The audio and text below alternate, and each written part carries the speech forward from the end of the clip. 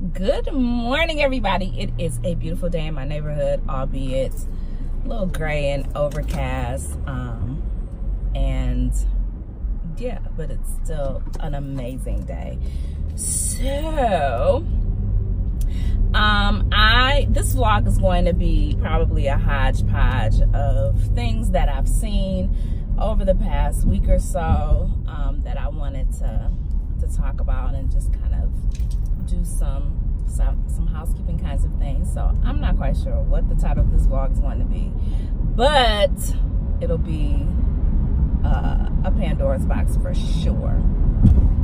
The first thing that I wanted to talk about was the whole, Fantasia thing. And I know that I'm late on the bandwagon, but sometimes I do that purposely because I just want to sit back and just see how things play out, see people's perspective, and, kind of, think about what my own perspective is. I'm really trying to move away from being so reactionary when I see certain things, especially online, which, if anybody really knows me, like that's very difficult because I have strong opinions about almost everything. I am, of the mind that I don't necessarily need to share my opinions, but it's very seldom that I don't come down on one side or the other. Very, very rarely do I straddle the fence. I usually have a very, specific response personally and physically to certain things that I hear, and I've always been that way. So when I heard, Fantasia talking about, single women who probably can't find men because they can't submit, my immediate reaction, surprisingly enough, was that I agreed with her. And I probably agreed with her because you have to understand this perspective. So let me just level set for a minute. Aside from the fact that submission is a very, old-fashioned term and, seems a bit archaic, it carries with it a certain oppressive connotation, right? It makes it feel as though, it's a child relationship. And, there are many places where I have seen submission interchanged equally with subservient, and that's not at all what it means. I have to admit that, as strong-willed as I am, and y'all know that I'm from Detroit, and so, we're fond of saying that we're East Side or West Side, and I am an East Side chick, and because I identify as an East Side chick, if you're from my city, you know what that means. That means that, we ain't really taking too much directive from nobody for no reason. Yeah, we're not trying to do that. There's some other things that go along with it, but that's pretty much it in a nutshell. But also, aside from being an East Side chick, I'm also a church chick, which sometimes works at cross purposes for each other. But, being a church chick, I readily identified with her message, and I understood the perspective in which she was coming from and what she was trying to state. Although I think that she had a couple of missteps, and I'll share what those are in a minute. But as a church chick, as somebody who was raised in the church, I understand that those are biblical principles that she's speaking about. I understand that it's very much church doctrine, and I also understand that a lot of her perspective is shaped by Southern ideologies. There's a different climate and feel for Christian women in the South as opposed to Christian women in the North. It just is. So, the whole idea of submission and deference to your man, submitting to his leadership, understanding his leadership, his role in the relationship and in the family is important as far as Christian values are concerned. Our society lately has done a great push in terms of, this partnership, this 50-50 kind of model, where women are also going out and, not getting just bread, but making sandwiches with it and coming to the table, with all these things and plethora of whatever. And, if that works for you, that works for you. But here's the thing that I've always acknowledged. I'm not necessarily going to tell somebody that they shouldn't be in a 50-50 relationship. But what I am going to suggest is that 50-50 partnerships don't really exist. There's always one thing that someone is more concentrated in than the other. That just is by nature of, you know, whether or not that person is good at it, whether or not that person, you know, feels like that's role specific, you know, whatever it is that you cultivate in that relationship is how it rolls out, right? So, you know, if I use my grandparents as a model, which, you know, admittedly, it may not be the best model considering that they were born in 1899 and 1900 respectively, and so roles were very specific at that time. But I will say that my grandfather obviously, you know, was the provider, and, you know, he went out and made the money and, you know, took care of the household. My grandmother was a homemaker. She was a school teacher by profession. But when they moved north, you know, she was very much a housewife. She supplemented their income by working as a maid and a personal assistant for, you know, some of the richer families in some of our suburbs here. But I don't know that she did that frequently. She would do that, you know, just to pick up extra hours and to earn extra money as necessary. But my grandfather was the primary provider and wage earner for the family.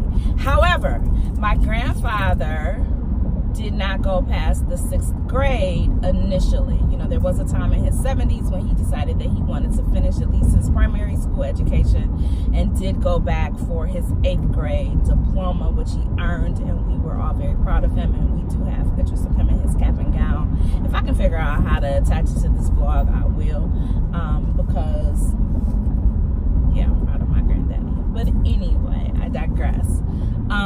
Even with all of that and him being, you know, the primary wage earner, provider for the house, he very politely brought his money home and gave it to my grandmother. My grandmother was responsible for paying all the bills and taking care of the household expenses. And the reason that that model works for them is because my grandfather realized that with his limited education and financial acumen, while he was by no means unintelligent, he just wasn't good at it.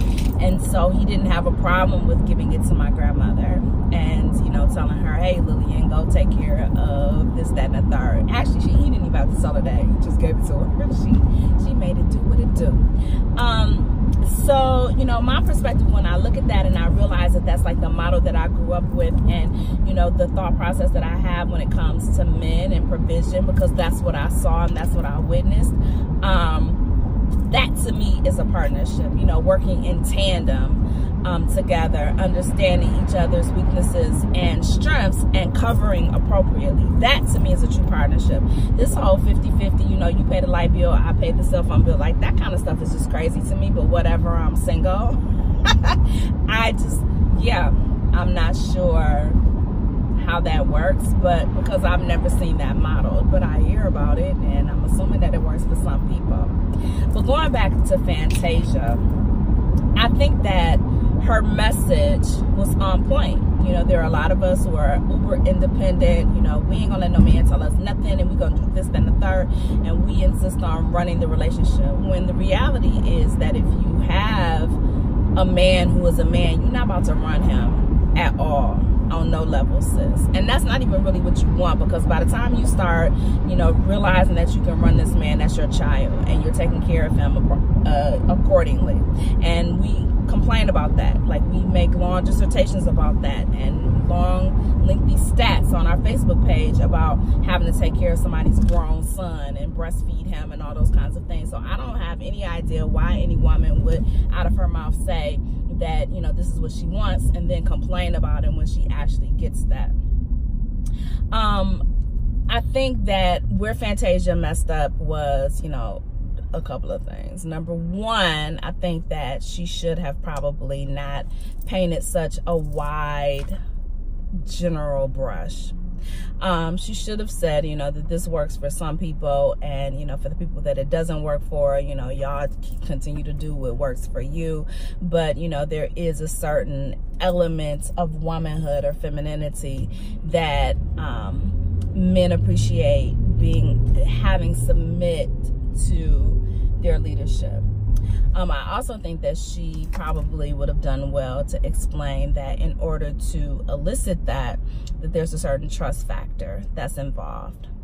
And then lastly, I think that she probably should have mentioned, although I think that, you know, she probably thought that it, you know, was understood, don't need to be said, But maybe it did need to be said because we wouldn't have all this backlash. I think that, you know, more importantly, she probably should have said that every man is not for your submission, sis. It's just not. And that submission is earned. You know, the analogy that I always have given, although it's probably a terrible one, but I understand it. And, you know, before I say it, I'm not at all equating women to dogs, so please don't misunderstand me. But there's a certain relationship that goes along with submission. And I always think about, you know, my doggy Coco, who I miss dearly, but I always think about her and, you know, how willful she could be. She was willful, and she, you know, she did her own thing, and she did not think about you. You know, if you called her and you had something that she wanted, she'd come over there and see what you wanted, what you had to say.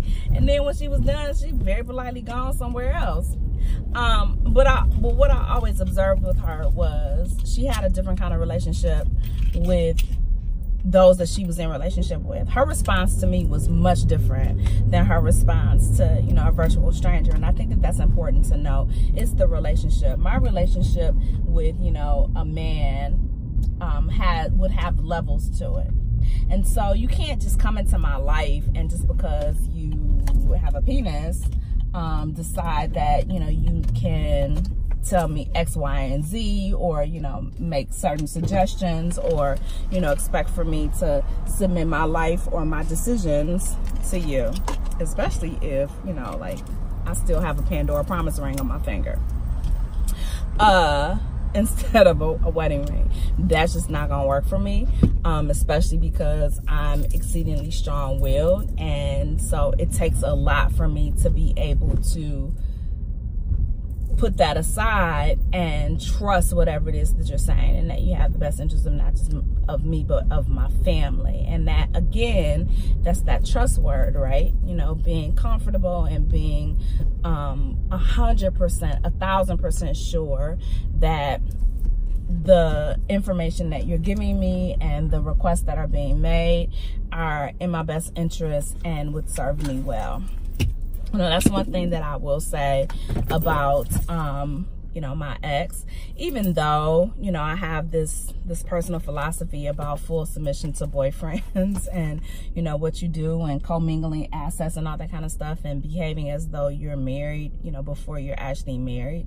But I got to the point where I respected his opinion and his thought process. And I knew that whatever it is that he was telling me about me or for my children or for my life was probably for my own good. And so that trust factor was a lot of why I didn't really question when he told me certain things. Now, of course, I was always free to make my own decisions and, you know, go my own way or, you know, do whatever. But that input was vital.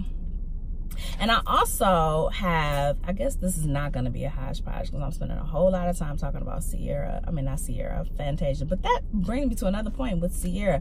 You know, what I can't understand is why Fantasia got all this backlash and Sierra often doesn't. As a matter of fact, people are often praying, you know, oh, you know, I need a man like Russell. Sierra girl, what's the exact prayer that you prayed in order to get him? So why the discrepancy and why the difference? Because Sierra has been very clear about her respect of Russell and, you know, her submission to him. And maybe she didn't use that exact term, but that's what it is. And so I don't know if people are really just chafing at the term submission or, you know, what it is.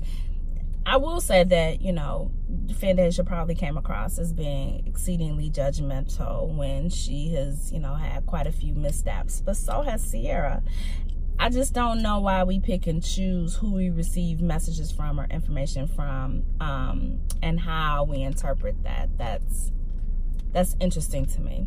But at any rate, like I said, I didn't necessarily see anything wrong with what she said. I just feel like she probably should not have made this wide sweeping generality, and, you know, just probably should have said, you know, hey, this may work for you and you may want to consider this, instead of saying, no, this is the reason that you're single. Maybe that is the message that people were all up in arms about. Anyway, I'm Felisa. Let me know what you think below. You know, is submission an outdated term? Is it old-fashioned? Is it more for, you know, the religious sect, you know, and, you know, those that are in Christendom? understanding, and people who are, you know, not particularly religious can't get with it. Let me know your thoughts. Talk to y'all later. Bye.